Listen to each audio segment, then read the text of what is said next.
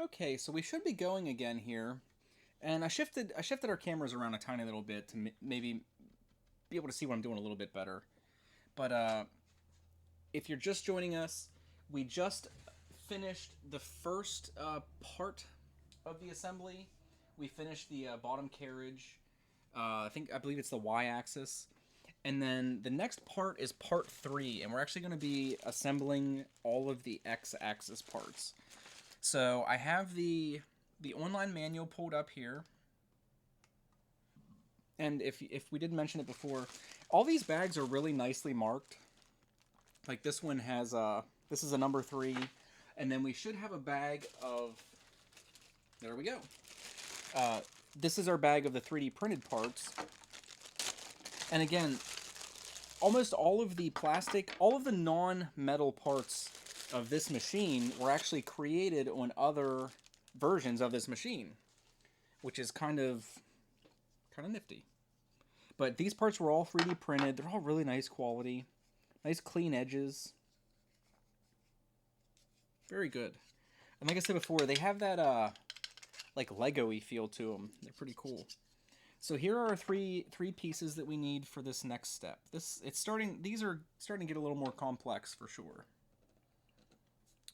Oh, got the wrong mouse here. I think, okay, so we need our smooth rods, and there's 6 smooth rods included in the kit. At this point you only have 4, and it's asking us for the 2 longest ones. So we have those, and then out of our bag here, we need, I don't know if all these linear bearings are the same. I believe they are. Yeah, there's 7 total bearings and they're all the same. So we need 3 of them in here. So we'll grab 3 of those bearings and open them up. Don't cut yourself. Okay. So we're going to need both of these pieces. And I'm sorry. It says 3, but it looks like we're going to need 4. I guess we're just supposed to set these 3 bearings and the rod aside because we're going to need them. And then for the actual next step, we're on step 4 already. We're going to need the other 4 bearings of the 7. And there we have them. We'll open these as well.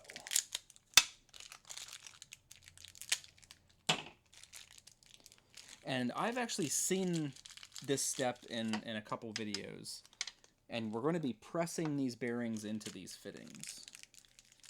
And these will be our up and down axis, our x-axis. Okay, so there's our 4 bearings and our 2 plastic pieces.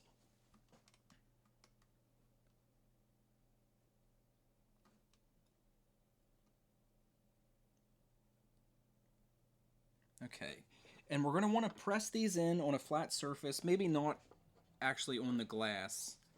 I'll shift the glass to the side here. We'll do it on the table so I don't crack my glass. But we're going to put these in, and it doesn't actually mention this, but like in the other step, the balls and the bearings are actually only on 4 different areas. I don't know if you can see that in there. But there's 4 lines of bearings that are opposite of each other. And I think it's probably a good idea to put them perpendicular. Like if we put this bearing in and the ball bearings are on this side and this side, I'm probably going to stagger the other ones so we get good contact on the smooth rod all around. So I'm going to put these at kind of a right angle to the back piece here. And that's going in easy. I know there were some people that said they had a little bit of an issue with that. What I'm going to do is grab a screwdriver here. And actually, on this, I have a wood edge on my workbench here. And I'm just going to tap them in until they're flush. So they're, where are we at here? They're actually just flush with the plastic piece. And then, like I said, we'll flip it. And you can still see in there where the lines of bearings are, and we'll just kind of put this at a 45-degree angle to the other ones. It might not matter at all. It might absolutely be meaningless to do that, but I'm going to go ahead and do it anyway. Just to satisfy myself. Get that started. Push it down. Yeah, these are not hard to put in at all.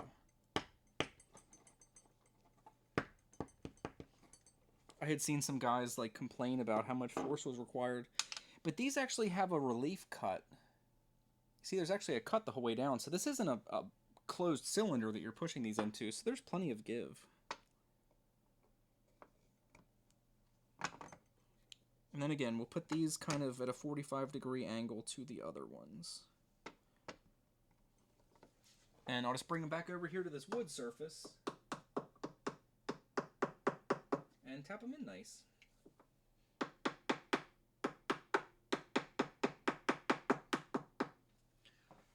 Don't tap them hard, we're not doing anything crazy. Tap them around, ease them in. Okay, so that was really easy. Put my screwdriver away. That was one of the easiest steps so far. Fantastic. Okay. So we're on to step 5. Preparing the tension screws. Okay, so here's our bag. There's actually a smaller bag inside. And we're going to take, again, this has been a very handy feature. We're going to take our one-to-one printing on our bag here and make sure that we have the right screws. We need the M3 NS nuts, which they're easy enough to pick out because they're these square nuts. So we're going to take our 2 square nuts, and then we need the M3 by 10 screws, which I believe will be these guys. They're the kind of fatter screws in there. Yep, so we need 2 of these. And then we'll toss our other parts back in our bag so we don't lose them. All right. Now this looks like this could be a little bit of a challenge, because what we need to do here... What do we need to do here? Which piece do we have? Oh, this piece here. Okay. What we're doing is there are little square holes in this piece here. And what happens is our square nuts are going to go in there. Oh, they line up perfect. That's not going to be difficult at all. Square nuts go in, and then our screws actually push in and thread into these nuts. Which I don't know how that's going to tension anything, but I guess we'll see. Yeah, I don't know what they do exactly, but we just thread them in a tiny little bit. So we'll put our other square nut in there, push our screw in, and just grab with the first couple threads. I don't think it needs to be anything crazy. They certainly don't need tightened. So that was step 5. Now we're on to step 6. We're going to assemble the X-axis base. And what we have here is one of our smooth rods. Again, these are the longest ones that we have left. And we're going to put our linear bearings. These linear bearings seem to be quite a bit smoother than the other ones we had. We're going to put 2 on one of these shafts and 1 on the other. Like so. Like this one seems to be a little... Oh, there it loosened up. I don't know if some of those balls just need kind of agitated a bit before they loosen up, or what the deal is. But there they seem to be good. Okay. And it just gives you some warnings about not forcing these bearings, because it is possible to damage them. Okay, so we have this piece laying on our left. Get our bag out of the way. And this piece laying on the right with our little extra hoop piece facing away from us at the top. And then we have the bar with 2 bearings at the top and the one with 1 at the bottom.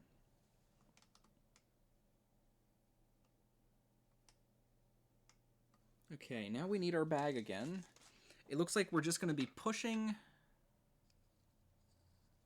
What are we doing here? We're going to be pushing these into the plastic piece. I would assume the whole way. And this into the bottom one. They fit in nicely. And I don't know if we want to do the other end yet. It doesn't really say. I guess we'll hold off. But then the next step is taking this little wheel bearing that our belt's going to ride on.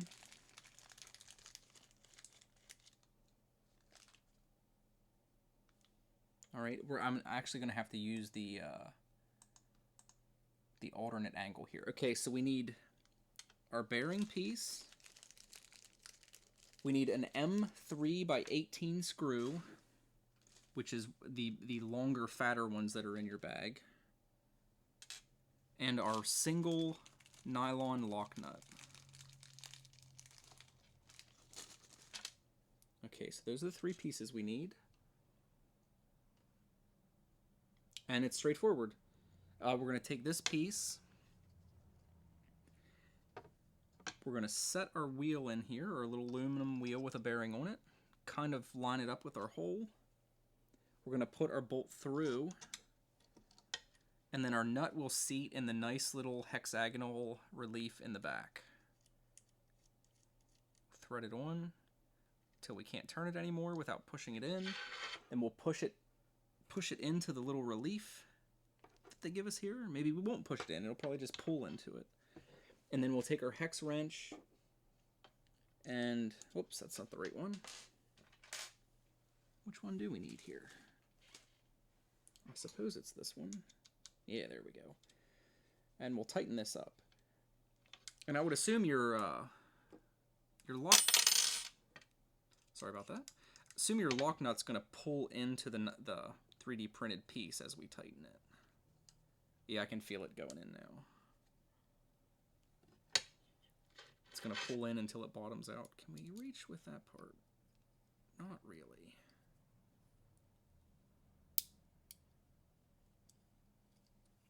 Oh, I think I over-tightened that. I think I cracked it a tiny little bit. Don't do that. Luckily, that is not going to matter.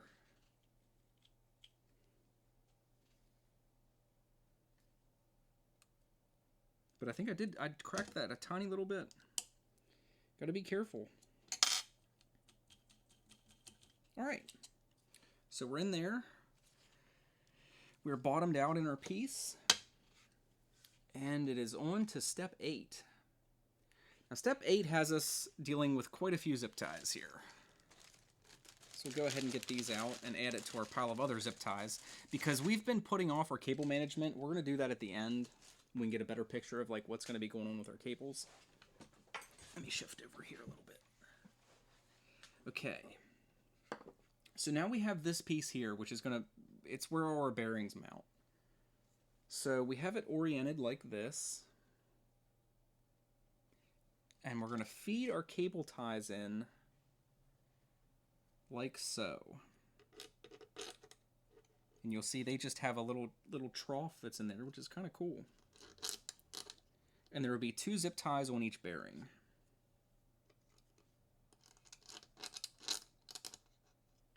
Pretty straightforward. Because we're going to have, what, six zip ties here.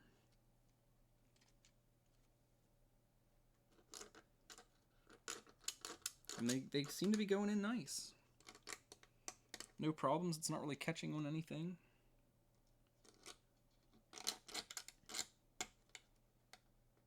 Which, if you think, that's kind of like a little tunnel that's printed in there, so it's pretty nifty that they fit correctly. Okay, that's all of step 8. On to step 9. We've got to place our X carriage. So we're going to go ahead and put... How do they have us doing this here? We're going to go ahead and put this end on.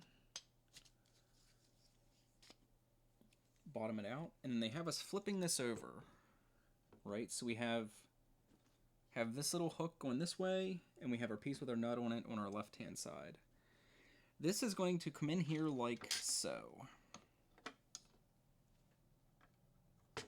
And our bearings are going to kind of fit in there nicely. That's all for step 9. And then step 10 is just going to have us tightening these up. So I guess we'll do the single bearing first, because it kind of only has one place it can go. We can't really, I won't say can't, but I think it's unlikely we're going to mess that one up. So we'll start our zip ties. We'll go ahead and start both of them.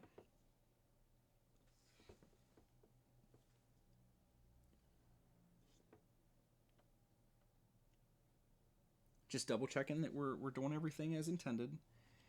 And then our other ones, again, they really don't have much room to move around in there, so if you seat them properly in the plastic, it's just a matter of kind of cinching your ties down.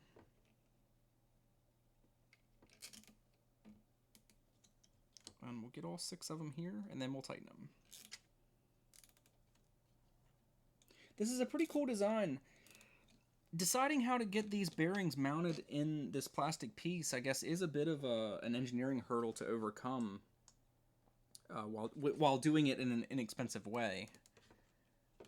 And zip ties would not have been probably the first thing I would have thought to do, but this actually does work quite well. It seems to move nice. So I'll turn this so we can get a hold of it, and we'll try to tighten these up. Use plier to tighten the ties. Okay, just double check that your bearings are actually seated where they're supposed to be. And they definitely seem to be, so we'll go ahead and tighten these as much as we can without risking breaking something.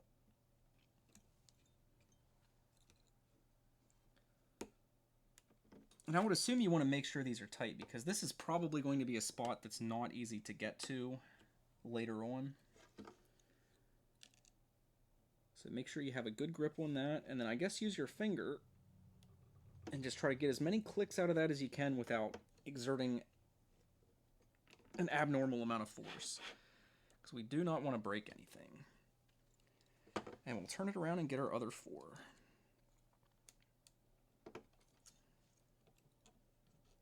I think I'll just do all 4 of them and get them fairly tight. And then we'll go back across with one more pass. This is kind of hard on the fingers. Luckily, I do play guitar, so my fingertips are kind of tough for the most part. But I could definitely see people getting sore fingertips doing this. I think we got it. That seems very secure. There's very little movement. The bearings do fit nicely.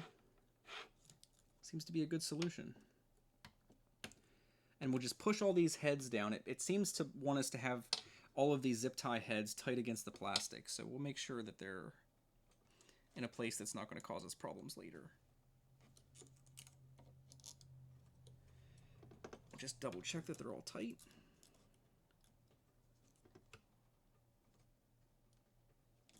And they seem to be.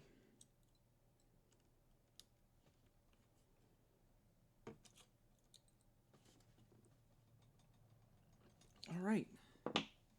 Okay, so that's step 10. We got our carriage mounted.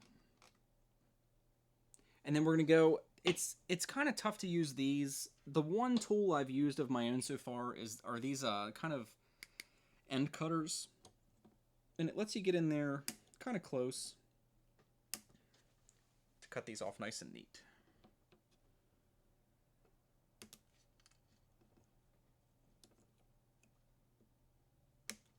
And we'll trim them up.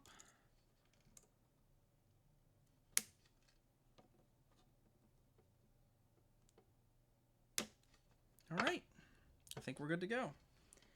Throw our excess pieces away so we don't get cluttered up here. Again, we'll gather this trash up.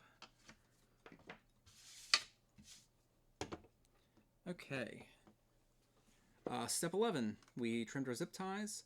Now we need the X motor, and these will be screen printed on the motors themselves. This will be the X-axis motor.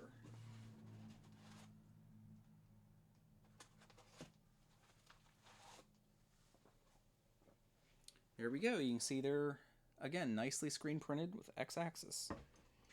So we need that motor, and then 3 of the M3 by 18 screws, which are the 3 long screws that you have left in your little bag here from the bag number 3.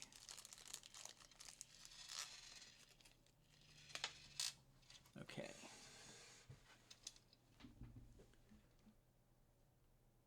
So it looks like we're going to have this piece, I guess we can't quite set it like that, but we're going to have this piece with the kind of hook down coming back up to us, right? And then the wire, sorry about that, and the wire is going to be exiting the motor coming straight up. So it's going to be like so, as far as I can tell. Yes.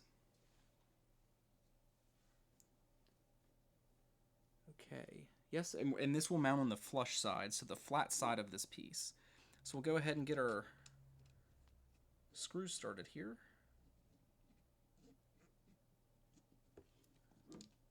Go ahead and get our screws started here, I said.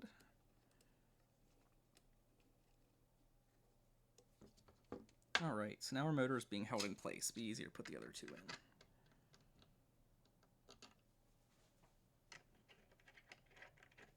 And we are supposed to tighten this. So we'll get these all in position and then we'll snug them up.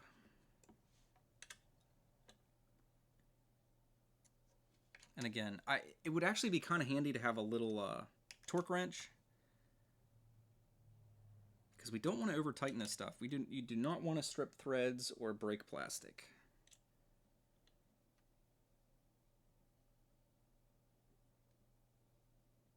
It's hard to tell how tight exactly.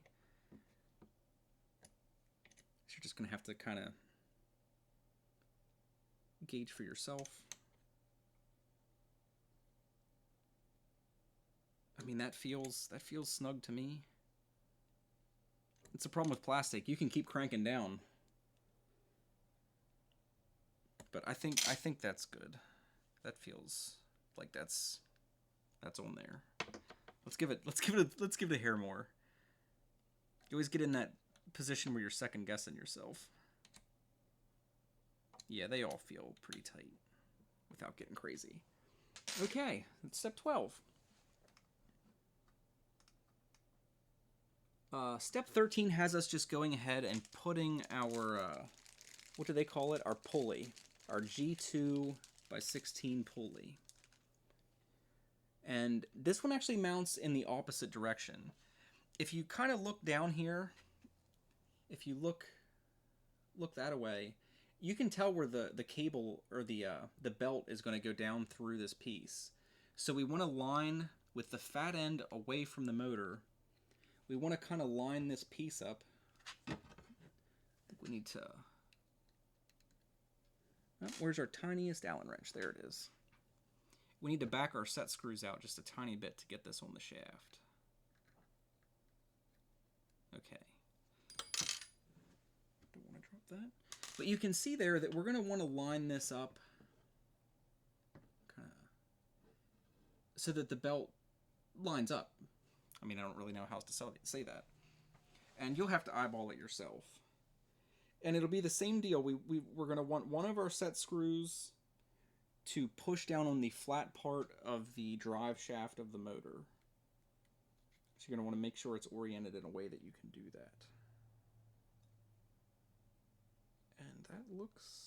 I keep moving it. That looks adequate. So go ahead and tighten that down. I keep moving it.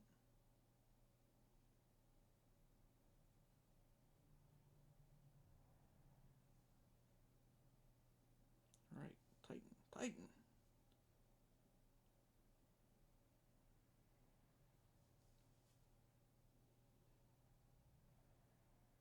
It's kind of tough to get lined up. You think it'd be really easy, but it's kind of a weird angle. Okay, we're going to tighten that down, and then we'll rotate the shaft a tiny little bit, and we'll tighten the other set screw. I would assume we're supposed to tighten both of them. Because I would imagine if you don't tighten that second set screw, it'll vibrate itself out eventually, and you'll lose it. And we'll just double check those that they're tight. And that is good. Alright. So there we have our pulley, and it's lined up. That is step 13. So on to step 14. We need our other little micro switch, which is this guy with the black and white cable. And we're going to need the 2 remaining screws in our bag here. Okay. So we have our motor oriented like this. And you can actually see the switch is offset. And the switch will be offset away from the motor so that you can see it'll actually hit that little piece on the carriage as it moves. So that makes a whole lot of sense. So we'll go ahead and start our screws in there. And this is similar to the other one. These are going to be threading directly into the plastic, so they might be a little hard to start. I've actually seen some people say they needed to drill the holes out a little bit, but I would try to avoid that. If you just use a little bit of pressure and keep threading them, they should start. There, that one started. And we're good to go. And we'll try to get the other one started here. Because if you drill these holes out, which I've seen some guys recommend, you run the risk of kind of over-enlarging them, and these screws will not grab like they should. So I don't know if you'd have problems with that. You very well may not, but I would just try to avoid it if at all possible. And we'll tighten these guys down. Same with the other ones. It's kind of hard to judge the tightness, so I'd keep an eye until they're actually tight, where you're actually tight against the micro switch, and then stop. And we'll bring the other one down to the same point. And then we'll go back and probably put another 1/2 to 3/4 of a turn on that to snug it up. I wouldn't imagine that it needs any tighter than that, because these really can't move, given the way they attach. Alright, so we're snug there. So we'll just go about another 1/2 a turn. And that should be plenty tight, I would imagine. This one probably a little less than a 1/2. That was about a 1/2. And that seems to be adequate. That's pretty snug. And you see when our carriage comes over, it hits our micro switch. So it seems to be functioning. Very good. Okay. So that was step 14. On to step 15. Okay, well, actually, step 15, I got ahead of myself tightening those. We'll back those out a little bit. This says to make sure that before you tighten the screws, that you push the micro switch. We'll get these loose. To make sure that you have the micro switch pushed out as far as possible before you tighten these down. Given that we just checked to make sure it operates okay, I don't think that would be an issue, because it seems to have plenty of space to activate the switch without hitting this end stop. But we'll do like they tell us, because they surely know better than I do.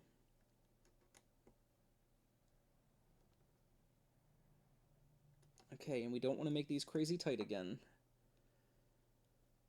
so we'll just kind of snug them up. It seems to be good. And that gives our carriage a little bit more space. Had an eyelash fall out. Oh, no, it's just a piece of, from the 3D printed part. That seems to have plenty of space to activate without actually making anything touch, so that should be plenty good. Alright, clean our wrenches up. Got a couple more tie straps left. So 15, we tightened our screws.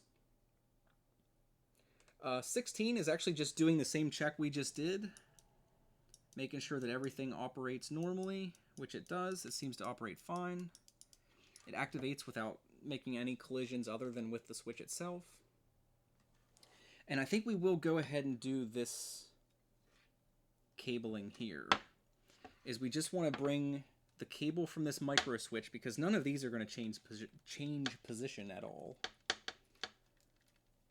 We want to bring this micro switch cable down and actually just tie it in to the stepper motor cable. And that seems pretty straightforward. Because the orientation of this stepper motor and switch is never going to change. These are both fastened to the chassis itself. So we'll just get it started here, and tighten it up a little bit, and then we'll stabilize our part and get it moved into a position that looks nice before tightening. And you don't want to have this under pressure, I would imagine.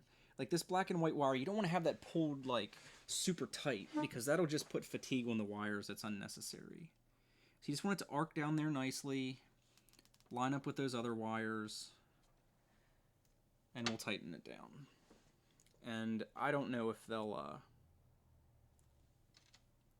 tell us to do that, but we'll go ahead and trim that zip tie, because that's not going to do anything. Okay, so now we're going to wrap our cables, and it tells us to take the smallest diameter cable wrap and actually start clear up at the joint and just wind it around. And these are pretty self-explanatory how they work. If you haven't used these, you just kind of got to get it started, and then actually try to straighten these out a little bit.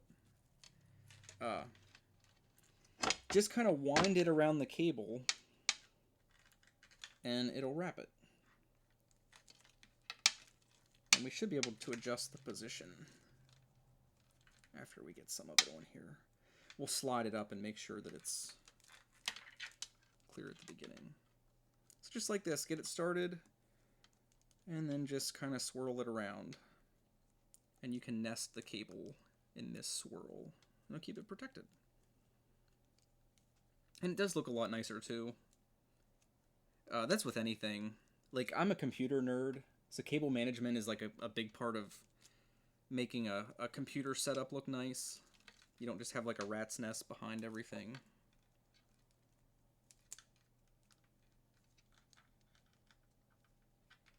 Alright, almost to the end here.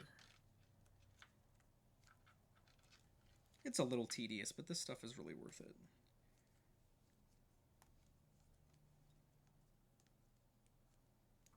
Okay, last little bit. I would imagine they'll have us put a cable tie at the end of this. Maybe not.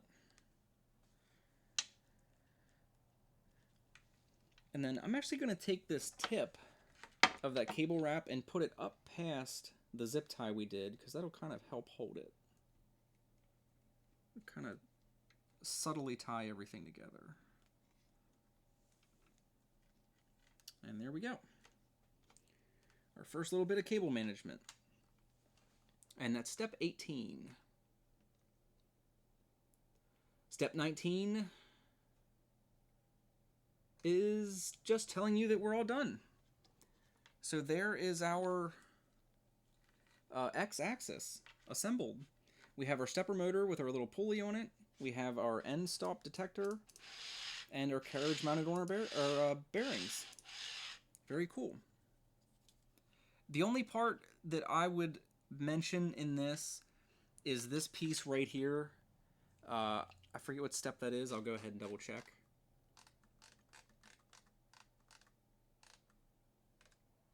That was step 7.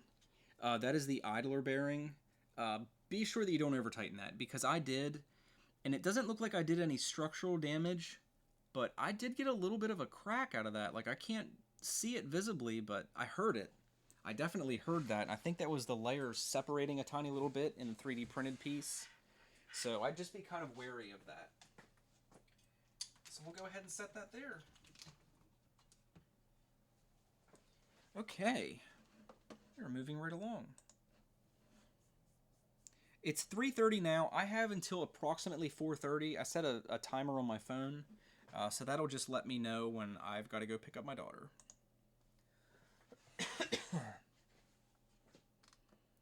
Okay. This is part 4. This is our Z-axis assembly. This is actually going to be our vertical part. So we're going to find our bag.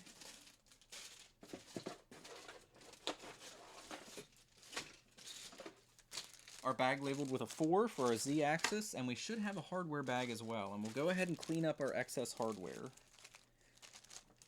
I've just been throwing the bags on the floor. I don't know if I'd recommend that, but I'm the only one that's in this space, so nothing will be disturbed. And this, it looks like this part will mainly be tedious stuff. Because all we've really got here is a belt, another little baggie with our belt, and a bunch of screws and zip ties. Alright, we'll set the zip ties off to the side. It looks like all of your black zip ties are the same length, so I wouldn't worry too much about getting them mixed up with each other. And in here we have, it looks like 4 orange printed pieces, and then 2 little threaded bearing kind of things that I would assume ride on our threaded rods. And it's telling us that these pieces are different. You can see these are mirrored. So you'll want to make note of which are which. As are these pieces. These pieces are also mirrored. And it has us laying them out like this, with the screw holes down and the hole on the left side, and then there's one with the hole on the right side. And same with these. How do they have these? Like that. We just want to make sure we don't get those mix matched. And we're done with our bag, so we'll toss that on the floor. Okay. Step 3. We need our frame. And just looking, trying to look here, I don't have a light.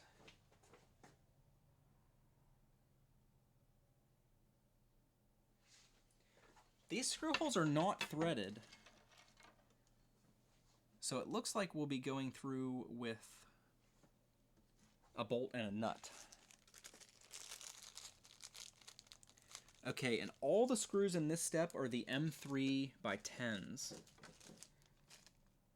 which are the shorter screws in here.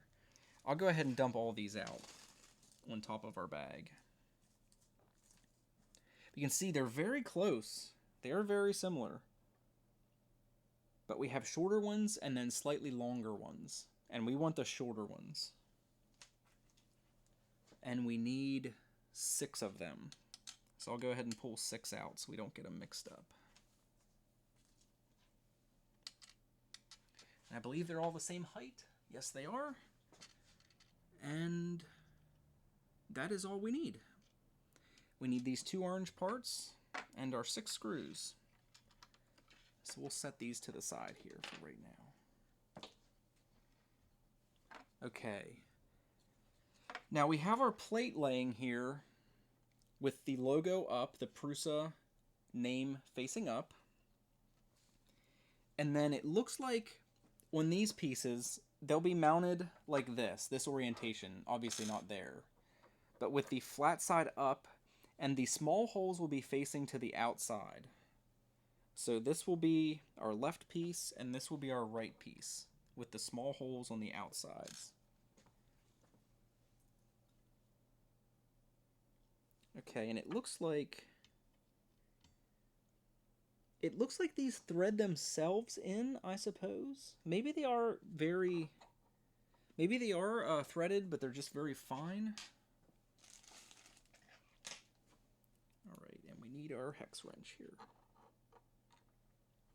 Because this even makes note that tighten them gently, no superhuman force is required.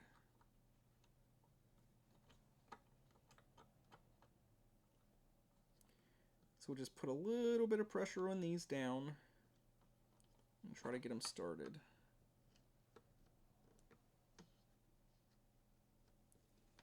Looks like we're having a little bit of difficulty getting that one started.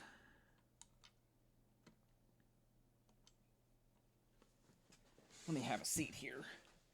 Looks like these might be a little bit awkward to get started. So we're going to kind of try to keep it straight, put a little bit of downward pressure on it, and turn it gently. And we got that one started. Try to get this next one started. This is a little bit awkward. Just going to try to keep them straight and get the threads to start. And there we got that one. Okay. And now number 3. Same deal. Try to keep it as straight as you can. Little downward pressure and it should start for you. So we're going to take these down until they snug up a little bit.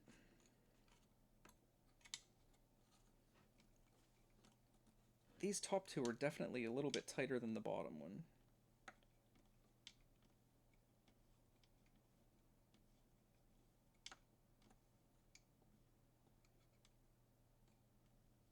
Alright, that one bottomed out.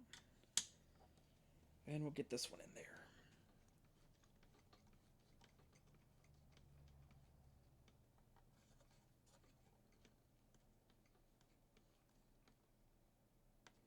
Okay, they're not tightened yet. We'll come back and do that.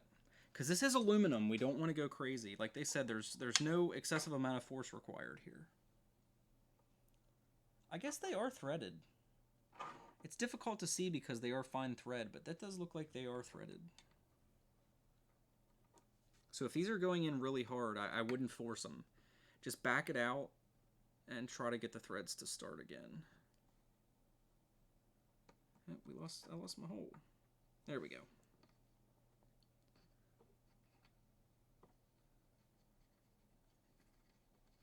Alright, that one started really easy. Those bottom holes seem to go in really easy. Okay. This, I mean, we'll know once we have the machine assembled and we try to do some prints, but I would say it's definitely worth... I just saw washers there. I was like, oh crap, we don't need washers, do we? But no, we just need 6 screws. I think unless you have the money just laying around, it's definitely worth getting the kit because this is not difficult to assemble. I think it would be fairly... I don't want to say easy. It's definitely possible to mess some of these steps up, I would say. But I would certainly consider saving yourself $200 and assembling the kit yourself, because in addition to saving you the money, this is kind of fun if you're at all kind of like a hands-on, crafty kind of handyman type person. Because if I would have bought this assembled, I really don't have any kind of understanding about what's actually in the machine. And now, like, I completely understand what's going on. So if I do ever, have a problem with something, I'm already pre-equipped to fix it. You know, like say one of these, I have a problem with a piece, and I have printed, because that's one of the first things I want to do is print some replacement parts. You already have the knowledge of how to disassemble it to replace your piece and then reassemble it. And I think that's a really valuable thing to have in anything you own. I think that's a really important part to being like a self-sufficient, competent human being in life, is understanding the things that you have to work with. Because like with anything, like say you don't know how to work on cars, it really sucks having to pay someone else to do things for you that you could have done yourself if you'd have a little bit more knowledge. Because it's just like a machine like this. If you'd have to send it away to have someone else do something that you could probably have done if you'd have put a little bit more effort in, it's going to be pricey. It is not going to be cheap to ship something like this to get somebody else to work on it for you. In addition to not being satisfying, it's not at all satisfying to have other people to do things for you. Step 3 is complete. We have mounted our cool little brackets to our cool little Prusa frame. So step 4. Now we need the Z screw covers. And it doesn't really mention it, but we need our motors, obviously. And these are in your oblong box. Man, even these, that's fantastic. Even this thing, this is labeled Z-axis right. And then presumably, we have a Z-axis left. Who'd have ever guessed? That's pretty sweet. So, I assume, well, let's double check the pictures here. Okay. It looks like we have to take these completely off.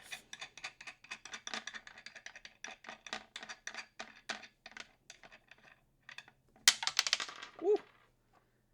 They come completely off, and then these little kind of round pyramid kind of pieces that were in our bag, they get screwed on and go the whole way down. Or it appears they do. Yeah. It's a nice snug little fit. And just wind it down.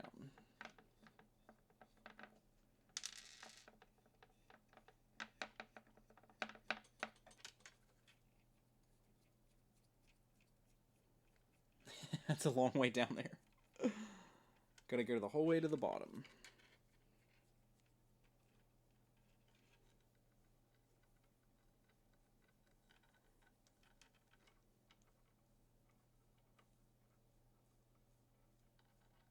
Okay, and it says that these should be completely down against the motor itself, but not super tight.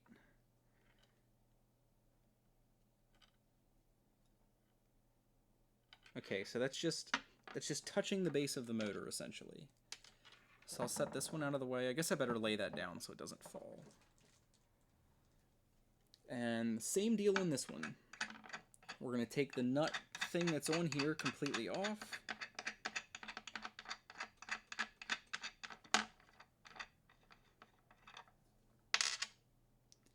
And again, the cone side up. Make sure we don't strip anything. Get this started properly. All right, there we go. And we're going to thread this the whole way to the bottom like the other one. I guess I won't spin that so we don't put fatigue on our wire. Spin it down. Whole way to the base of the motor.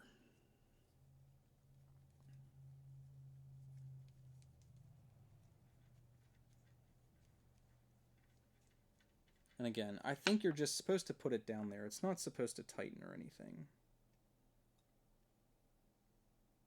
Okay. So there we have our two motors. That is all of step 4. Step 5 is oriented as you'd think it would be. This is the right side and this is the left side. So we'll take our motor that says left, and they will be oriented with the wires facing down, it appears. Yes, the wires face downward. So we'll take our left axis motor, put it in there, their wires down. It seems like the wires do kind of press into the little relief they have. So I'd make sure you're not dragging the wire across anything to damage it, but then make sure it sits in there. And it feels like this should be flush. And we'll just double check, make sure we have our right motor. We'll slide it in, kind of prepare our wires to be smushed in there. And there it is. We are on our way. What's rattling over here? We'll have to separate our other smooth bars. There we go. Okay, so we're on to step 6. And this is just, these are also the short screws. These are the M3 by 10 screws, and we need 8 of them. Which, see, I already got a wrong one there. That one's too big. That is one of the M3 by 12s. So we just want the short ones.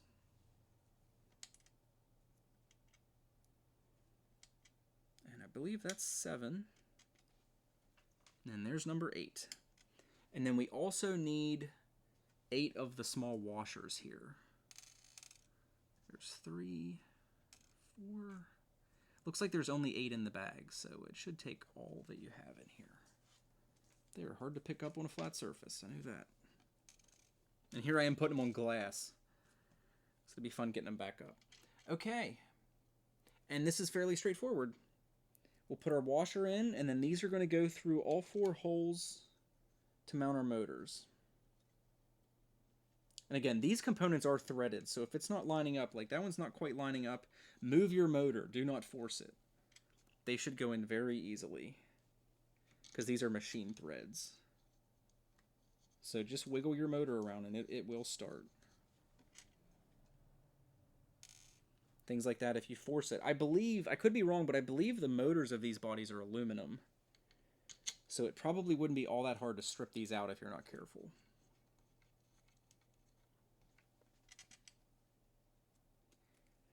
And there's the 4th one for this motor. Okay, and 4 on this side.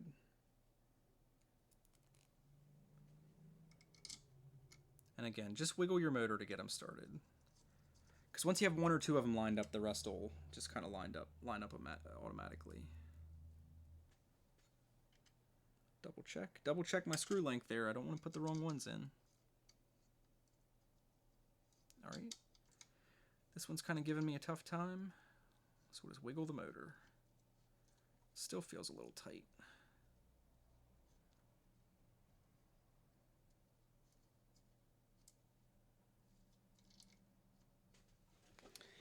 Let me get a different angle on this one. Let's do one of these other ones. I don't want to force that. Yep, that one's going in easy. Because if you do have one that's giving you problems, it probably makes the most sense to get the other ones in. And then if you do have to use a little bit of force on the last one, you know, that is what it is. Hopefully if you do end up cross-threading it a little bit, the other ones being in will kind of compensate. It might just be that I have a little bit of plastic in there from this piece. It's hard to tell. Guess I should have checked that before I got to this point. Yeah, this one doesn't feel like it's starting correctly.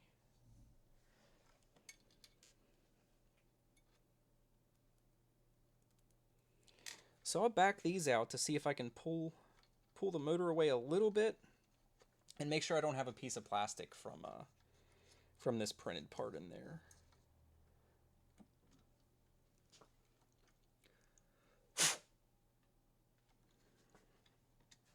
Guess while I have it away, I can go ahead and try to start this too, because that'll give me a little bit more wiggle room. And there we go. It's going in easy. So you just want to have a little bit of patience. You don't want to force this stuff. It can cause you a lot of problems later. It might just be that this hole's a little off center for some reason or another. But we did get it started properly, so tightening it down shouldn't be an issue. And we'll tighten these down. Luckily, this is one of the Allen wrenches that has a little bit of a relief there in the end, so you can tighten at a little bit of an angle. All right, I would assume... Yeah, this is the last step for the motors. I would assume you don't want to put any kind of crazy force on these, because this is a plastic mounting bracket, so just snug them up pretty good.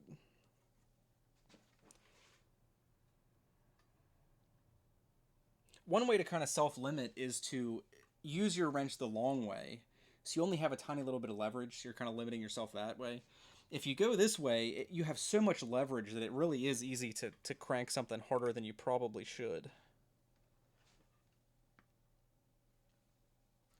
So we'll just snug those up like this. It's kind of hard on the thumb, but it's just good to take that precaution. And don't get crazy with it.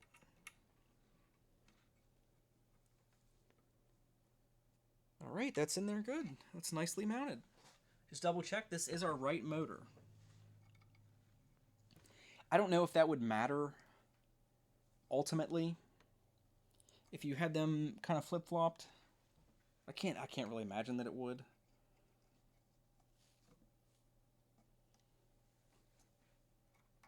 But put them where they're supposed to be. I wouldn't run the risk.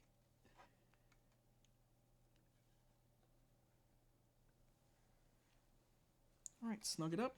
Make the tip of your thumb nice and sore.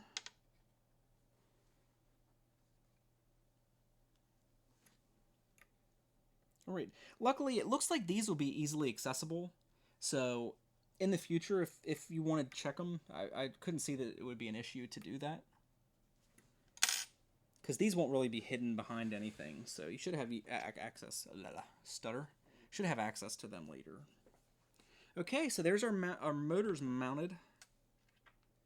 And once you start stuttering, it's hard to stop.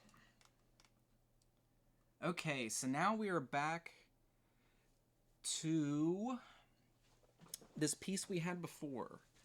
And my area is kind of cluttered here, but we'll set this out of the way momentarily. And bring this piece back over. It is time to mount these nuts. And it looks like we need these two black pieces that we took off the threaded shafts of the motors.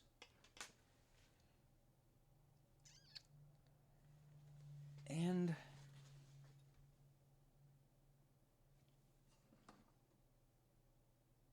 okay. We have 4 nuts in our bag here.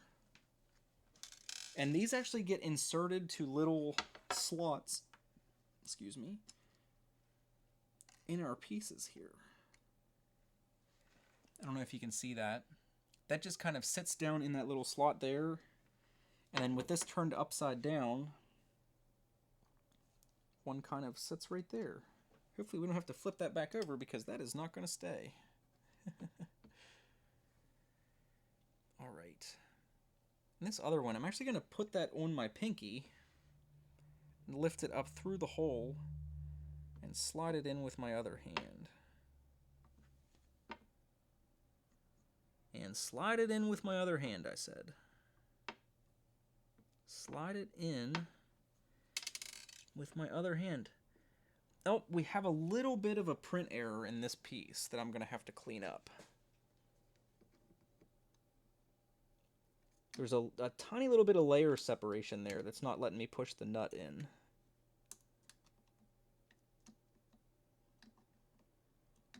But that's pretty easily solved. I just took the tip of an X-Acto, not an X-Acto, but a razor blade there, and popped it out. We'll do the same thing. Just kind of balance that on the tip of my pinky, and drop it in the trash can. This might take a moment to find.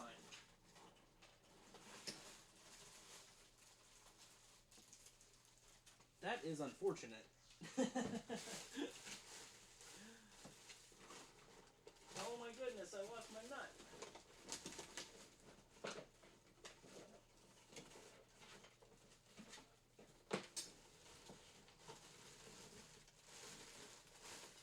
Uh-oh.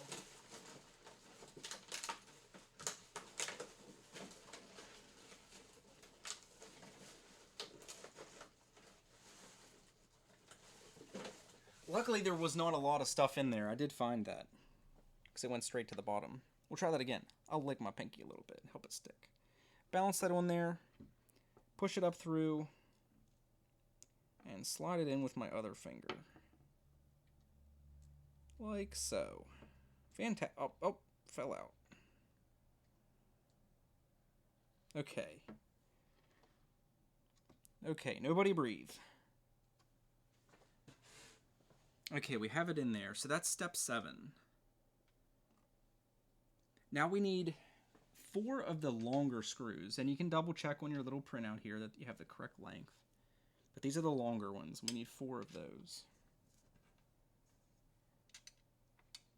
And we're going to take these pieces, and it looks like the collar actually goes down into these from this side. I don't know if you can see that, but they'll actually go up inside these pieces.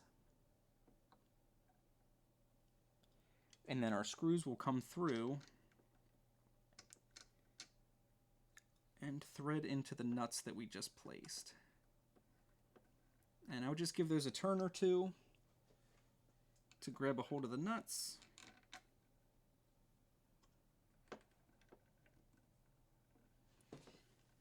Hopefully, it looks like we might have a little bit of a... Looks like we might have the same issue with this piece. I don't know that that nut is going deep enough into the plastic. Let me start this other side, and then we'll try to adjust or address the issue with that second nut. It seems like that nut doesn't have enough space to go back in that recess far enough.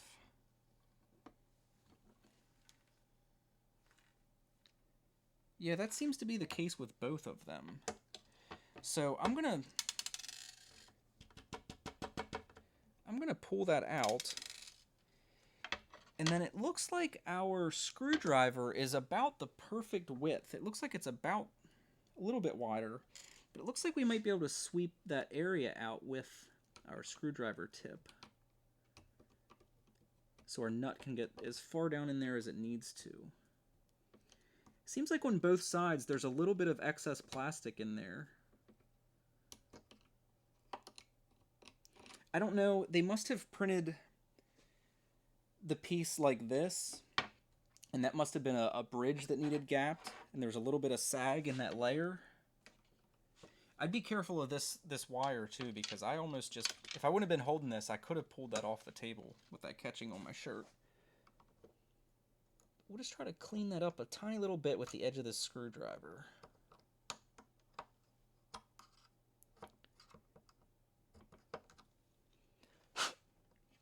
Hopefully that's enough. I'll do this side first. Lay that little guy in there. Yeah, there we go. Okay. There we go. Yeah, I don't know if that'll be a problem with all of these pieces, but that's definitely a problem with both sides of this piece.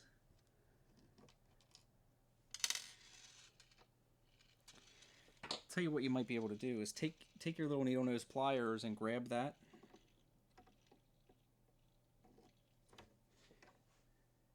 And then it might be that the nut needs rotated. Nope, it just needs pushed. Okay, so we pushed that down in there. And now... Still doesn't line up perfect. But I think that's enough to get our threads started. And again, we're not going to force that. We're just going to see if we did. I don't think we did get it lined up perfect. There it started. Okay. Okay, we're good to go. All right. You see that kind of shields that bearing too, which I assume just kind of helps keep that from backing out at all. I don't know if that's an issue or they intentionally designed it that way, but... Okay, and we're just supposed to tighten these down. Same deal, I'd just get it snug. Just get them all kind of snug. And then we'll go back and put another half turn or so to tighten them, because we do not want to crack these pieces. And we can stand it up now.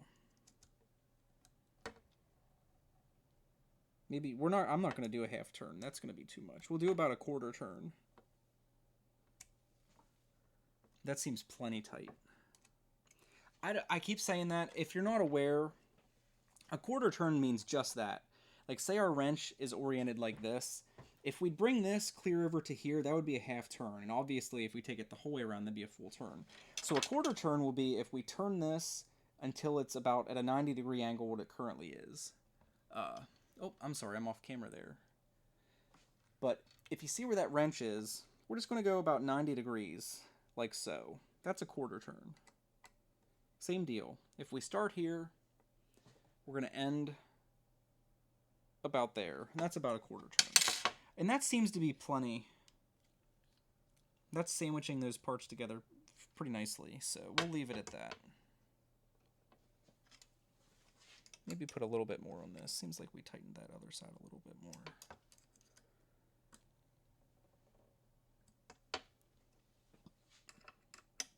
Luckily, in situations like this where you have the head of the screw and the nut here, you're not actually putting a ton of stress on the part itself. You're actually sandwiching them between two things, so pieces like that are a little bit more forgiving. And that is all of step 8. And step 9 has us grabbing, they point out that it's the shortest of the rods. At this point, it's the only rods that you have left. We've used all the other ones. So step 9 is just identifying those. Step 10 is preparing the Z rods. So I take it we're going to set this aside. We'll set that right there where it's in reach. We'll clean off our little area. Keep our pieces together, and we'll set our rods right here to the side. And we're going to bring our motor assembly back to our work area, but we're going to orient it the opposite way. With our motors at the top instead of the bottom. And they want us to lay the Z rods, or these rods, on either side, but that's not really totally necessary. But we'll go ahead and do it. We'll humor them. Okay. And then we're going to bring our assembly back over. Now, the way they have this oriented is just like this, with our motor down and on our right-hand side.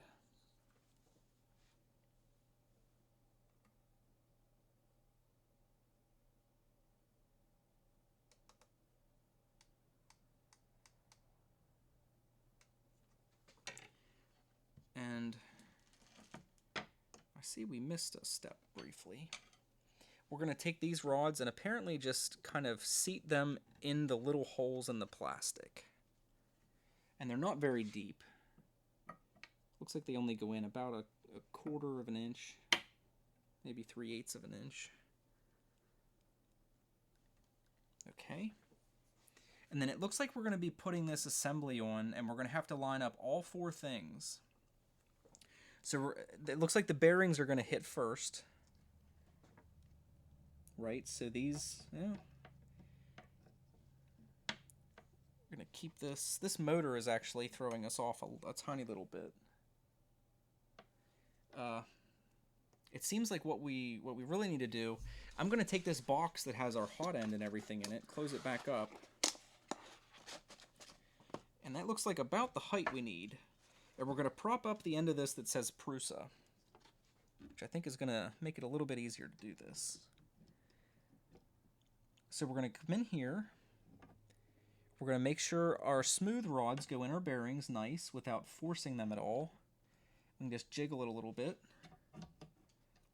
to work them on. Again, don't force it because from what I understand, you can damage these bearings. So like that, I'm binding on this right side a little bit, so I'm going to move it back and forth, wiggle it a little bit, maybe rotate the piece a little bit. We're going to make sure our threaded rods go in. And it doesn't really give us any tips on orienting that properly, but we're going to have to start threading these rods in, so it's probably a good idea to more or less thread them on until they're flush with the top of our back piece, and then grab both of them and kind of rotate them at the same time. Because we want to keep this piece as level as possible to keep from putting stress on our bearings. Again, I talk like I have experience with this, but I'm just trying to make as much sense of it as I can as we go along. Okay, so we got our piece on. We started threading through. And if you saw, it didn't require any force. There was really no force involved. It's just all making this stuff kind of glide into place. Okay, and the next step has us taking our pieces here, which it might actually be handy for them.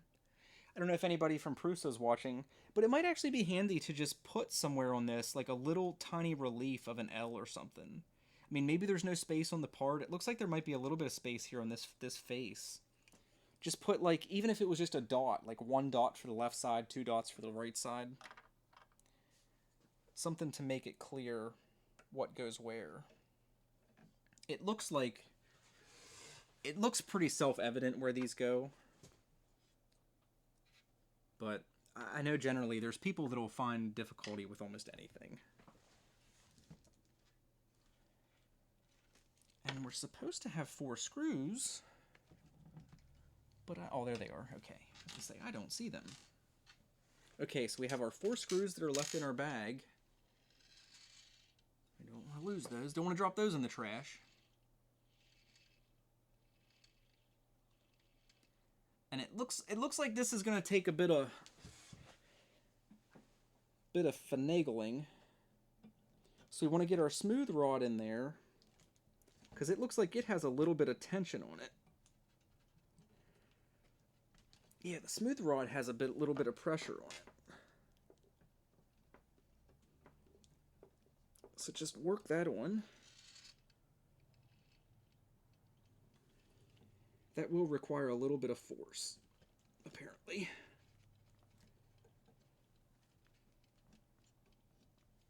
Okay, and I assume this goes on until it's flush. Same with this side. Just kind of wiggle it on there and use a moderate amount of force. I'd try to push on the hole itself if you can, because you don't want to push off center and end up breaking this piece. And there, that seems flush.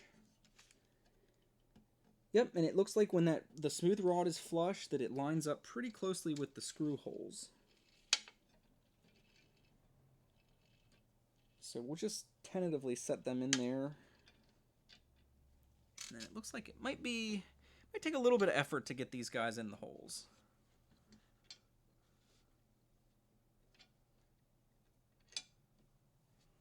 Okay. And now we're going to take our hex wrench and try to get these started. I believe that's the next step. I'll double check.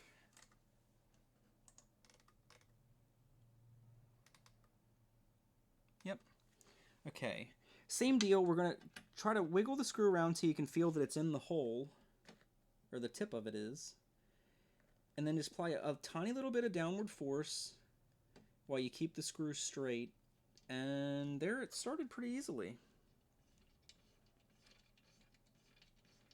So we'll get that one most of the way down, and then we'll get this other one started before we tighten it.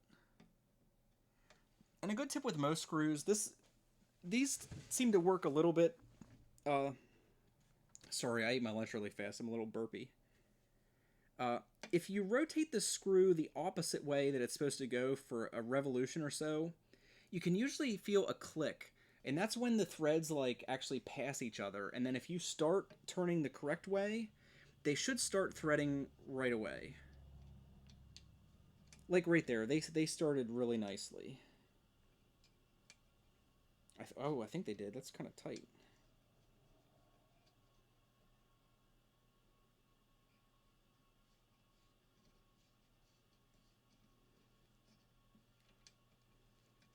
Yeah, there we go. You can tell when threads are not going in properly.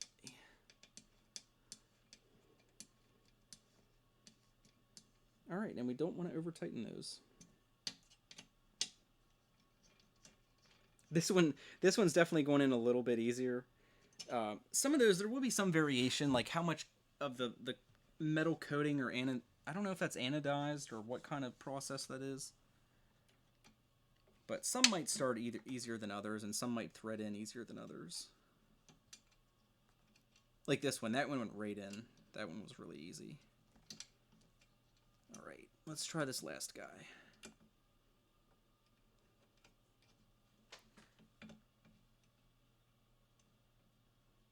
Easy. Yeah, that was really easy. It's pretty effortless, I gotta say. Really digging this kit so far. This has been pretty pretty straightforward and not too bad. Everything lines up nice. Like this piece is perfectly flush with the top of the machine.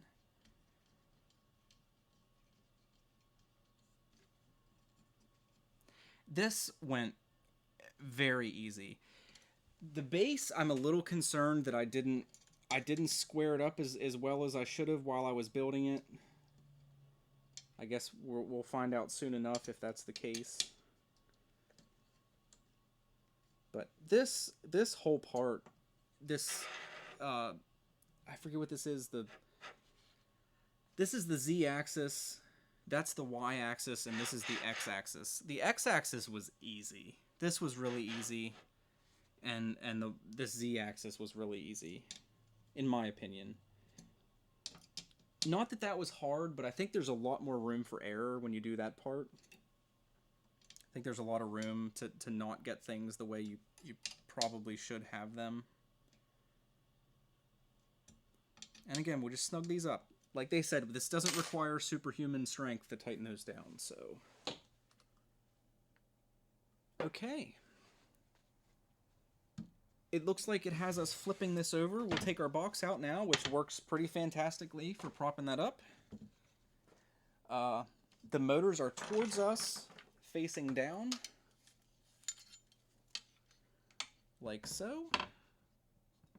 That seems to sit nicely. And these holes here are apparently for cable management. So we'll go ahead, I guess. That has us putting the zip ties down through like so.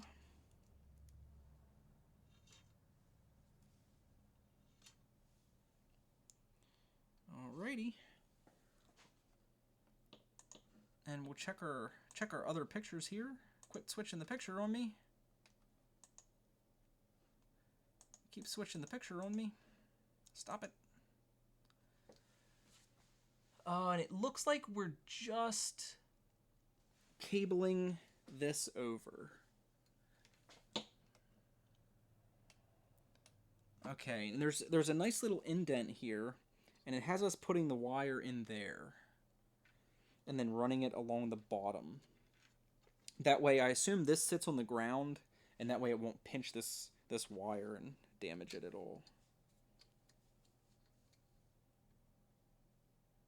So yeah, we'll go ahead and cinch this up.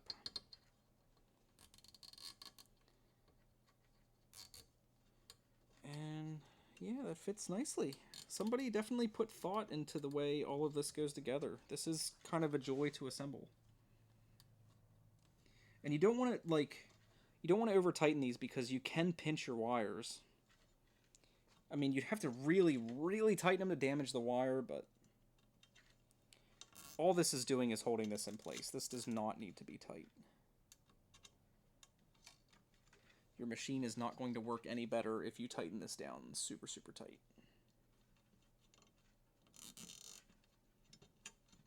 Alright, I don't know if you can see this, but if you push these... Let me wiggle this up a bit. If you push the zip ties down the whole way, it just perfectly lets a little bit of recess for that wire to fit in there and not go underneath and be under this plate. It just rides right along the bottom edge. It's quite nice. I don't know if this was intentional or not, but this cable even has like kind of a natural bend in it where they want you to stop on this last zip tie. Because they want the motor, the cable from this motor to go past the zip tie, and then this to come in past the zip tie as well. And with a single zip tie, we hold both of these cables in place.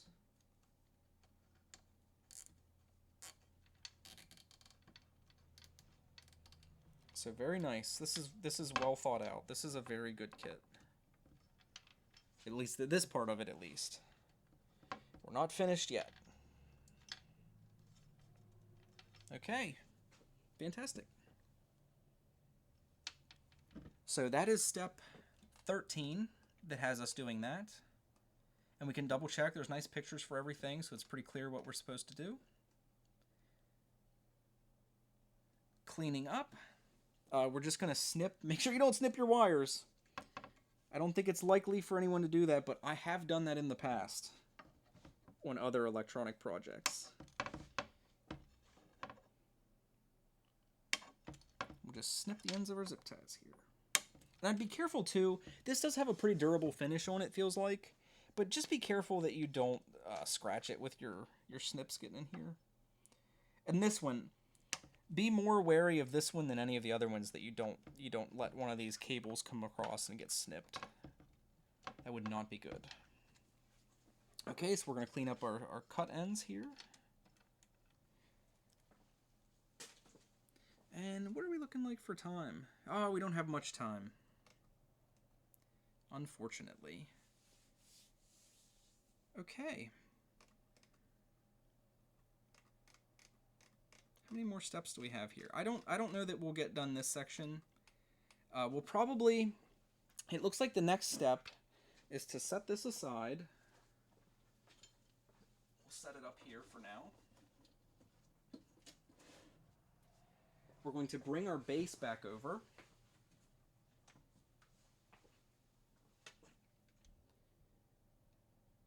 And how does it have us doing this? Okay.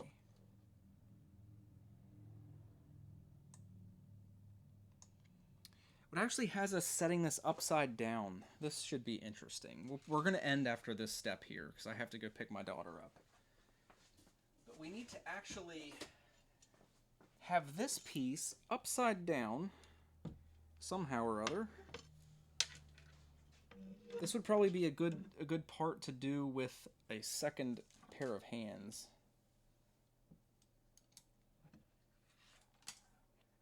Okay. And then we're going to take this piece upside down as well with the motor towards us. We're going to have the Prusa logo on this piece away from us, the motor's up, and then we're going to bring this piece in upside down and try our damnedest to get it in this piece. See, I don't know if that's me having this adjusted poorly. I don't know how easily that should fit in there. I don't know. It's that's what I said. I think this base is easily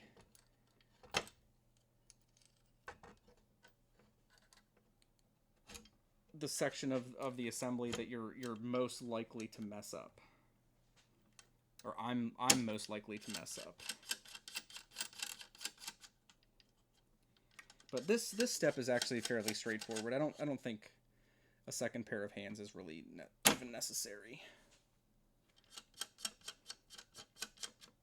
Because I can tell just glancing at this that this is not square. This is going to need some adjustment. But we more or less have our structure assembled. I think this is the part where, I mean, they might address this themselves, but I think this is the part where it would make sense to take a few measurements and try your best. Like this is, yeah, this is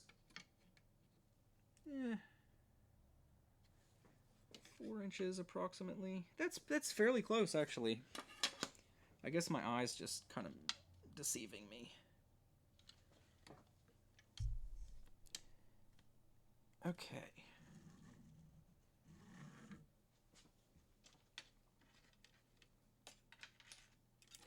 But yeah, this is starting to look like a 3D printer, huh? See, I'm kind of getting the feeling that this should be moving a little bit easier. I think I have a little bit of pressure on the bearings. Let me see if I loosen these back pieces up, if that makes a difference.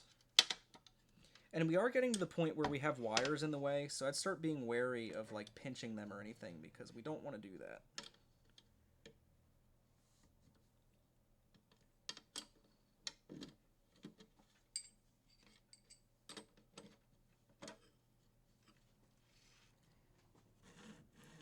Let me just see if loosening this up actually does make the carriage run a little bit smoother, because if it does, that means I probably do have this a little bit out of square.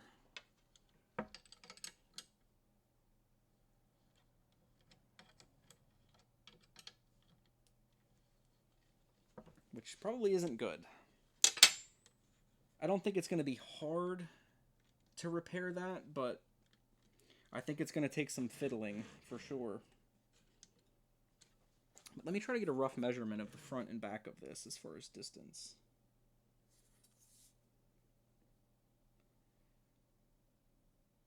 Looks like we have about 178 millimeters at the front.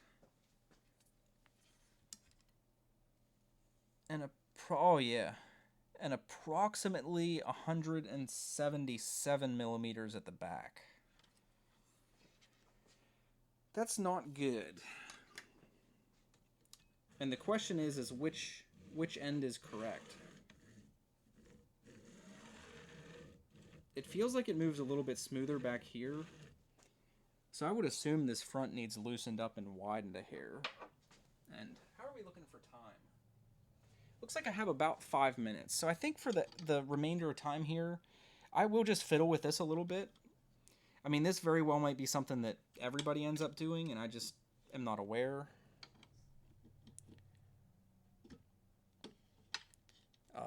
I might contact customer service this evening, or maybe tomorrow morning, whenever. I don't know what the U.S. to Czech time zone situation is. So maybe I'll contact customer support and get their advice before I give much advice to the people watching this video. But loosening that up, this does seem to move a bit smoother. Seems to be less pressure on the bearings. Let me loosen these up a little bit more. Let's let this breathe a little.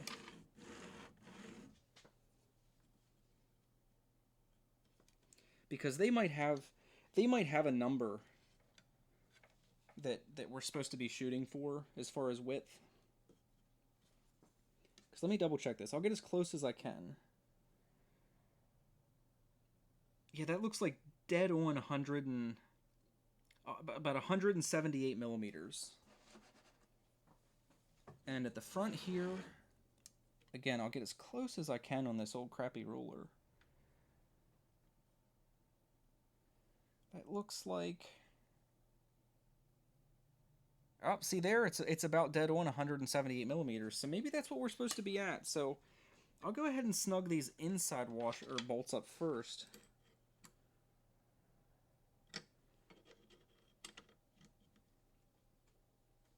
Because I'd imagine this is going to take a little bit of trial and error to get this bed as square as possible.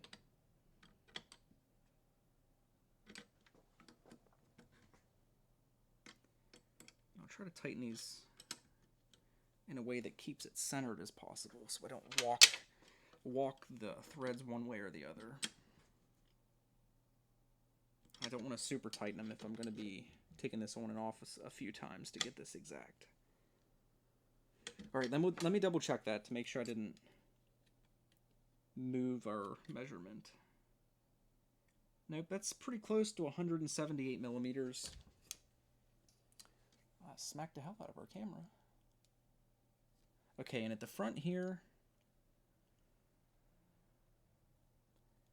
we're still pretty much dead on 178 millimeters. So at least we're consistent, if nothing else. That can't be a bad thing.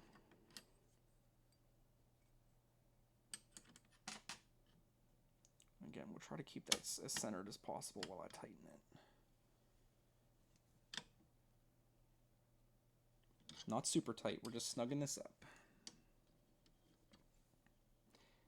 See, I don't want to push that in, so I'll bring this one up snug first. We'll double check our measurement, just so we don't waste any time having to redo things.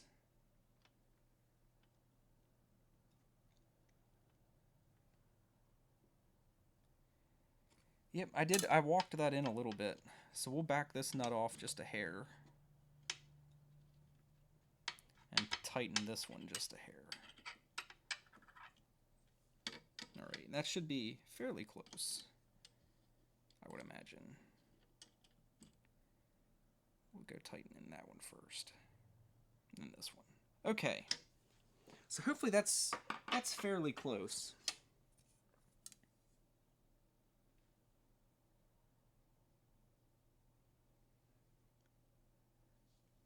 It's kind of hard to see from this angle, but that seems about right. That seems fairly close. And it feels, this does feel better, I gotta say.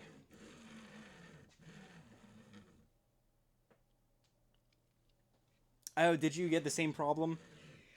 Yeah, I had seen some other guys while they were assembling. They had the piece of advice to not worry too much about tightening the base while you're assembling it. So I did. I went with that bit of advice, but I think I kind of ran with it a little too much because I just have some fears about my base not being square, but that does feel better. Because I wouldn't say there was a grinding in the bearings, but there was just a whole lot of like vibration and friction. Not a whole lot. I think that's strong, a little too strong a language too. But no, I think the only resistance I'm feeling there is the stepper motor. Am I running the stock bearings or Dryland Synthetics? This is the all 100% stock kit. Did you actually get aftermarket bearings? Because that doesn't seem like a bad idea. Luckily, it doesn't seem like too much effort to change them out. Because I guess all I'd have to do is pop these smooth rods up, and I'd more or less be able to get access to it. These ones would be a little... in the... this axis would be a little bit tougher. Are they very expensive? I mean, do you think it was an upgrade worth making? Because I'll probably run it for a while with these, just to see, because I'd like to do a review on the kit as is. But I mean, some of these, I would imagine the machine runs quieter, because you can already hear. I mean, I'm on a glass plate right here, so it's amplifying a little bit, but I can definitely imagine that making a bit of noise while it's running. If you don't mind, if you drop a link in the chat, I'll actually include that in this video if that's going to be useful information to anybody that does this kit. Because I don't think these are bad bearings. I don't have much experience with linear bearings. I mean, they seem okay, but they do seem a little noisy. I mean, that's not obnoxiously loud, but that's not exactly silent either.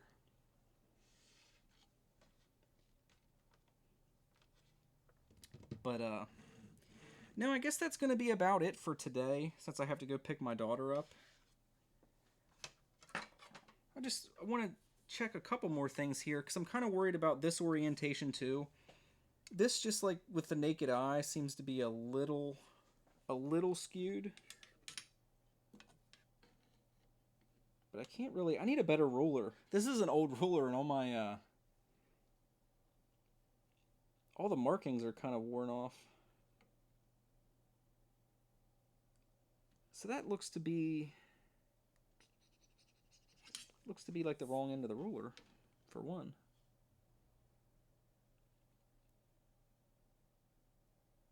That looks to be like 103 millimeters on that side. And then approximately... I mean, I guess that's closer than I was expecting it to be. That's about 102 3/4 millimeters there. So that definitely needs to go forward a little bit, but not actually as much as I was expecting. Because I haven't tightened these down yet. Yeah, I'll definitely... Oh, so you're from the forum. Fantastic. I didn't know if anybody would care to see this or not, because I haven't actually seen that many, like, full assembly videos. So I just kind of wanted to put one together so everybody can see my struggles. So if anybody does have struggles themselves, they don't feel quite as bad. Not that this was a hard kit. This is a well thought out kit. I really don't have any complaints. But I'm a person that I second guess myself a lot. Okay. Yeah, I guess I'll just I have to go do some stuff for a few hours here, but when I get a chance to sit back down at the computer, I'll probably put some comments on that thread and try to get some input cuz I'll probably ask you about those bearings if you're part of the group or whoever. But yeah, things like that. Like I said, I don't think the ones in the bed are hard to replace. These ones might take a little bit of effort to get to. I guess not a whole lot, really, because I just have to take these top caps off and run this back up to get to them. But I guess then once you do that, you have access to these and the ones in the little trolley here. But I would imagine these ones don't really make much noise. Oh, are you? It's not bad. I've never assembled something quite like this. Like you can see, I'm kind of a I don't know. I don't feel completely alien like doing something like this, but at the same time, I've never dealt with anything that's quite as sensitive to uh, small errors as a 3D printer is. But no, this has been definitely been a learning experience. I'm glad I got the kit. Not only did it save me $200, but this has been a pretty fun experience for me. I know there's a lot of people that hate doing stuff like this, but no, I've enjoyed the process so far. But I guess what all is different in the Mk2 kit? I guess you get. I would assume this block's different. Because I mean, did you need to like disassemble the whole bed, or is it mainly just like the extruder and that assembly that changed? Because that would be. I don't know how much I'd be looking forward to that if I had to do the upgrade. I mean, I'd be looking forward to the upgrade, but not looking forward to the lengthy disassembly process on something I already put kind of a lot of effort into. But yeah, I mean, if you're interested in seeing any more, you can subscribe. I'm gonna have to stop for today, unfortunately, but tomorrow I'm probably gonna stream like all day.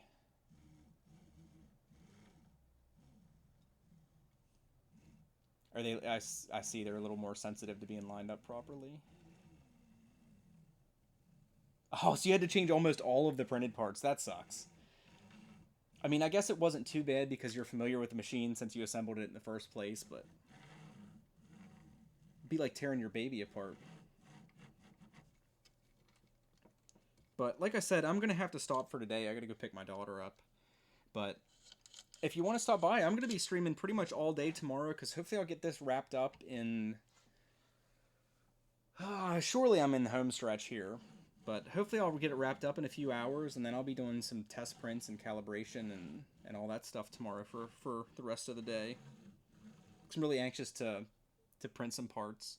I would guess one of the first things I'm going to print some replacement parts just in case anything does happen. I didn't have any issues. I don't know if you were watching earlier. The one thing I did do is it's really easy to over tighten the bolt that's in this pulley right here. And you can't visibly see a crack, but I definitely heard a crack. And I'm pretty sure the layer is like separated in the middle there a little bit. So it'd be nice to have a couple of these replacement parts. I guess if I ever did do the bearing replacement, I could just put them in the replacement parts I print instead of worrying about disassembling all this stuff. I could just remove them and have them as seconds if I'd ever need something. But no, I'm really loving it. I'm glad I joined the 3D printing community. It took me a while, but after seeing all the just absolutely glowing reviews of this machine, it was actually hard to not buy one. Because I had been debating on whether or not to buy one of the kind of Chinese knockoff kits, but oh my god, I'm so glad I didn't. So glad I didn't. Because if you look, you don't really have any difficulty finding videos where people have, I wouldn't say nightmares, but have quite a bit of problems with getting their machine to run kind of the way they'd like it to. And you can tell there's a significant amount of engineering and thought that went into this. Like every little thing fits very well. Everything down to like the cable management and stuff so far has just been great. So, but unfortunately, I got to run. This is to you and anybody who watches this video in the future, because it's going to be on my channel here.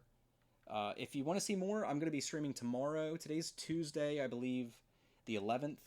So on the 12th, I'm going to be streaming pretty much all day and getting this bad boy running and hopefully printing a bunch of stuff. So thanks for stopping by. I'm sure I'll be talking more in the thread on the Prusa Facebook group, which I'd recommend anybody interested in one of these printers join, because there's a ton of information.